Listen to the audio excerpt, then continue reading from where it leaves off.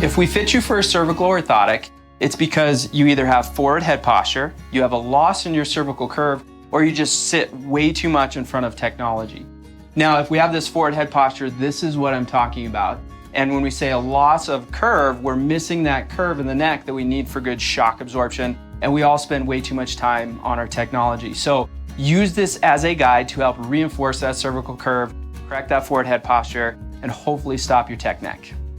If we've given you one of these, we want you to use it properly. So please refer back to this video as much as you have to. Now, we have fit this for you, which means that either we didn't take anything off of this or we might have taken a chunk off of it. So we can't always use the same orthotic for every individual. First thing we want to do is we want to find a solid, firm surface. So you can't do this on a mattress, you can't do it on the couch. It's most likely going to be the floor. We don't want this thing to tilt or twist on us. Now, when we look at this orthotic, you can see how there's this long slope side and then there's a short slope side. We always want this long slope side to go towards the shoulders. So if we find a nice firm surface, Jasmine, if you want to go ahead and lay back. So starting out, we're going to do this with our knees bent. It'll be a little easier on the neck, so we'll just bend our knees to 90. Now remember, long slope side, we want that towards the shoulders. What we're going to do for the majority of individuals, unless we tell you otherwise, we want you to feel the largest bump on the back of your neck. And we want the top of this to hit that largest bump. So with Jasmine, that's all the way down here. So we are going to scoot this all the way to that largest bump. It's going to feel like it's on her shoulders. And then she's just going to let her head fall back. Now, ideally, her head should just barely be touching the floor. Is your head touching? Just barely. Okay. Now, this is literally all you have to do for this exercise. You just lay there, and like I said, it's going to reinforce the curve that's supposed to be in the neck.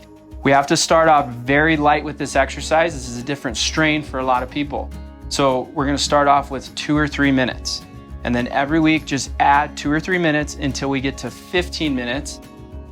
And ideally, 15 minutes twice a day can have some serious benefits at trying to restore that cervical curve. One of the most important parts of this is we do not want you to hurt yourself.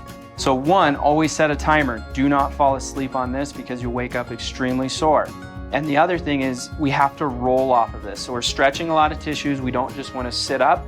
We could actually create a sprain or strain situation in the neck. So to avoid that, we're just going to load the neck nice and slowly. So how Jasmine's going to get off of this is she's going to roll off of it and then she's going to push herself up. It is so important that you use this right. We're going to do a quick recap. So first of all, hard surface.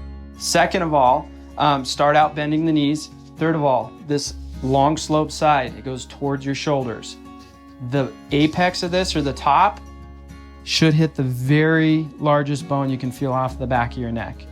Other than that, we have to ease into it. So 2 to 3 minutes starting out, and then every week add a minute or two. We want to get to where we can lay on this for 15 minutes and then always roll off of this and never fall asleep on it.